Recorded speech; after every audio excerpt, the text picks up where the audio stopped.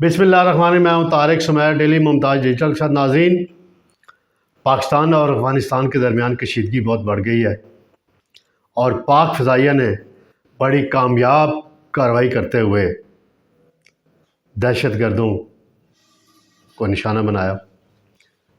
اس پر میں آپ سے تھوڑی بات کروں گا۔ دوسرا معاملہ ہے سابق اسپیکر راجہ پرویز اشرف کیا کچھ کرتے رہے اور ان کی رہائش گاہ پہ کتنے بڑا سٹاف تعینات تھا، ایسا کیوں ہوا اور اس کے خلاف کیا ایکشن لیا گیا۔ بعض وزراء کو گھر الاٹ ہو گئے ہیں اور بعض وزراء ایسے ہیں جن کی ذاتی رہائش گاہیں موجود ہیں اسلام آباد کے اندر، پھر بھی انہوں نے سرکاری رہائش گاہ نہیں چھوڑی۔ اور آخری میں آپ کو بتاؤں گا کہ جو معاملہ چل رہا ہے چودھری پرویز لائی اور چودھری وجاہت حسین آمنے سامنے آ گئے ہیں، بڑے قریب تھے، اب کیا ہو گیا ہے، اس حوالے سے میں آپ کو بتاؤں گا۔ سب سے پہلے میں آؤں گا ناظرین، افغانستان کے اندر سے دہشت گردی ہوتی ہے اور وزیر دفاع خواجہ آصف اب کہہ رہے ہیں کہ جی جو طالبان واپس آئے تھے عمران خان کے دور میں، جنرل باجوہ اور جنرل فیض حمید نے فیصلہ کیا تھا۔ تو بھائی آپ اب حکومت میں ہیں نا، باتیں نہ کریں، ان کو ڈیفنس کمیٹی میں بلا لیں، ان کیمرہ اجلاس کر لیں، وہاں موجودہ ملٹری قیادت کو بھی بلا لیں۔ عمران خان تو جیل میں ہے، ان دونوں کو تو بلا سکتے ہیں نا، فیض حمید کو اور باجوہ صاحب کو، کہ بھئی آئیں بتائیں آپ نے یہ فیصلہ کیا تھا، اس کے ملک پر یہ منفی اثرات پڑے ہیں، اتنی دہشت گردی بڑھی ہے، اتنے ہمارے فوجی جوان شہید ہو گئے ہیں۔ پھر جو افغانستان کے اندر کل کارروائی کی گئی ہے فضائیہ کی طرف سے، پاک فوج نے بڑی مؤثر اور ٹارگیٹڈ کارروائی کی ہے، جس کے نتیجے میں حافظ گل بہادر گروپ کے جو دہشت گرد تھے ان کو نشانہ بنایا گیا۔ میں نے ایک صبح ویڈیو دیکھی جو پشتو زبان میں تھی اور افغانستان میں بنی ہوئی تھی، تو وہ اعتراف کر رہے تھے کہ جی ہمارے 8 جو ہیں رہنما وہ مارے گئے ہیں۔ اس پر جو افغانستان کے ترجمان ہیں انہوں نے جو زبان استعمال کی ناظرین، وہ انتہائی قابل مذمت ہے۔ وہ ترجمان پاکستان میں بیٹھ کے ساری زندگی یہاں رہا، ذبیح اللہ جس کا نام ہے، ابھی قطر میں بیٹھا ہوا ہے، اردو بھی بہت اچھی بولتا ہے وہ، اس نے وہ زبان استعمال کی جو انڈیا استعمال کرتا ہے۔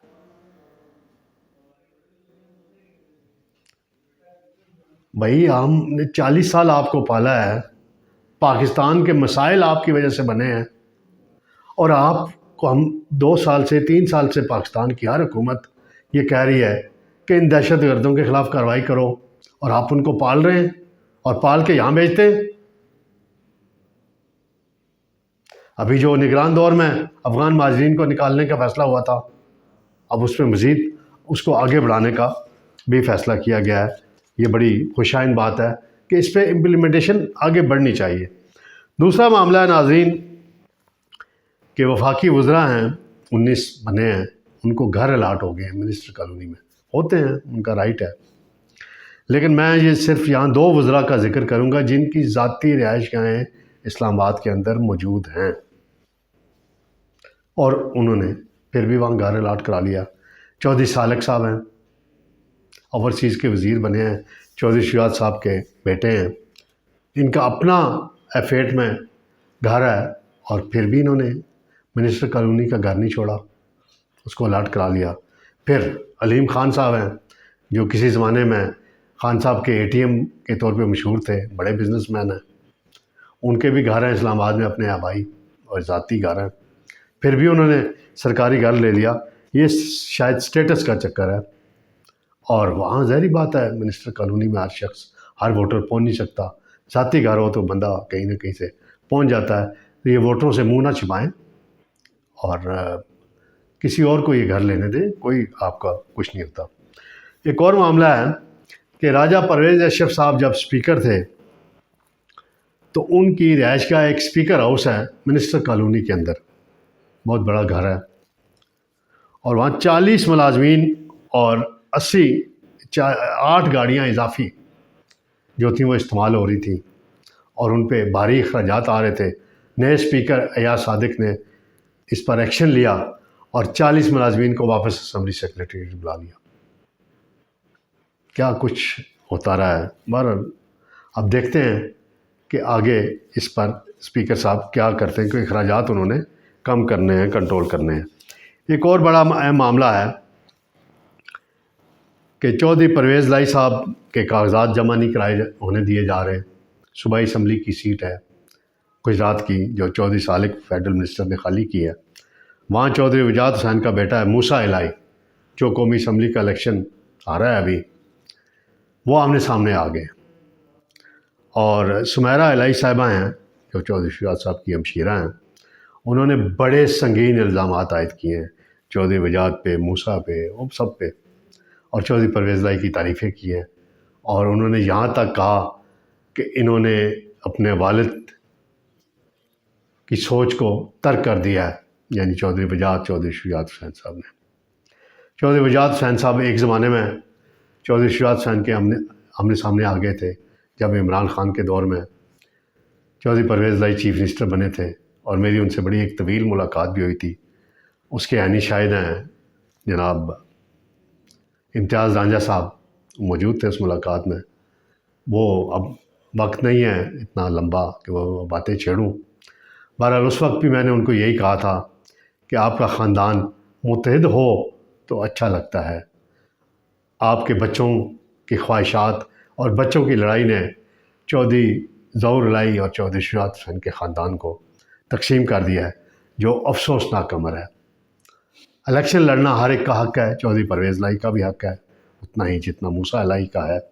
تو کاغذات جمع ہونے چاہیے. اس حوالے سے جو ہے صورتحال وہ واضح ہونی چاہیے. مریم نواز صاحبہ نے ذیشان ملک کو اپنا اسپیشل اسسٹنٹ بنا لیا ہے اور سائمہ فاروق کو پرسنل سیکرٹری. یہ پہلے بھی ان کے ساتھ تھے، لیکن دیکھنے میں آ رہا ہے کہ پنجاب حکومت میں نمائندگی مخصوص صرف لاہور تک محدود ہو رہی ہے. یہ تاثر دور کرنے کی ضرورت ہے. فیڈرل گورنمنٹ میں بھی دیکھا جائے تو جنوبی پنجاب سے 2 وزیر ہیں، اٹک سے لے کر جہلم تک کوئی وفاقی وزیر نہیں ہے، کوئی صوبائی وزیر نہیں ہے. یہاں لوگوں نے ووٹ نہیں لیے، وہ الیکٹ ہو کے نہیں آئے. یہاں کے لوگوں کا حق نہیں ہے کہ وہاں کے نمائندے جو ہیں ان کو بھی وزارت ملے. اس حوالے سے نون لیگ کی قیادت کو سوچنا پڑے گا. اور چیف منسٹر صاحبہ بڑی متحرک ہیں، لاہور کی حد تک متحرک نہ ہوں. وہ لاہور سے باہر نکلیں، راولپنڈی بھی آئیں، ملتان بھی جائیں، بہاولپور بھی جائیں، بہاول نگر بھی جائیں، میاں والی بھی جائیں. روزانہ لاہور میں کسی نہ کسی ایونٹ میں جاتی ہیں، تو لاہور سے باہر وہ پنجاب کی چیف منسٹر بن کے دکھائیں. اللہ تعالیٰ نے ان کو موقع دیا ہے.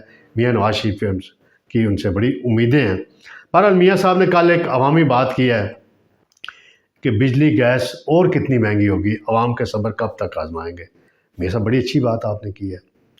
کاش یہ بات آپ اپنے بھائی میاں شہباز شریف صاحب کو باور کرا دیں، تاکہ IMF کے ساتھ جو ڈیل ہو رہی ہے عوام کو کوئی ریلیف دیا جائے. آج ہی خبر آئی ہے 5 روپے بجلی پھر مہنگی ہو رہی ہے. گیس مہنگی ہونے کی تیاریاں ہو رہی ہیں، اور گیس کے ایک ایک گھر کے 60 ہزار 80 ہزار بل آئے ہیں. تو گیس کے میٹر تو پھر جتنی آپ بجلی مہنگی کریں گے، جتنی گیس مہنگی کریں گے، اتنی چوری بڑھے گی. چوروں کو نہیں پکڑنا. جو بل دے رہا ہے میرے جیسا بندہ، آپ جیسے میرے سننے والے، ان پہ ہی بوجھ ڈالنا ہے. تو لہٰذا شہباز شریف صاحب یہ اپنے کیا نام ہے اویس لغاری صاحب اور مصدق ملک صاحب پٹرولیم کے وزیر ہیں، توانائی کے وزیر ہیں، بڑے متحرک نظر آتے ہیں. اس معاملے میں اپنے اداروں پہ نظر رکھیں کہ آپ کے محکمے میں سے کون بجلی چوری کراتا ہے، کون گیس چوری کراتا ہے، کون کرپشن میں ملوث ہے. ان کے خلاف کارروائی کریں. بعض بار بل نہ بڑھائیں، قیمت نہ بڑھائیں.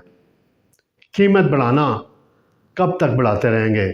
پھر ایک دن آئے گا عوام میٹر اتروا کے دفتر کے باہر کھڑے ہوں گے آپ کے، اور پھر آپ کہہ رہے ہوں گے ہم کچھ نہیں کر سکتے۔ لہٰذا ان ساری صورتحال کا جائزہ لینے کی ضرورت ہے۔ ناظرین، انشاءاللہ کل آپ سے دوبارہ ملاقات ہوگی۔ اللہ حافظ۔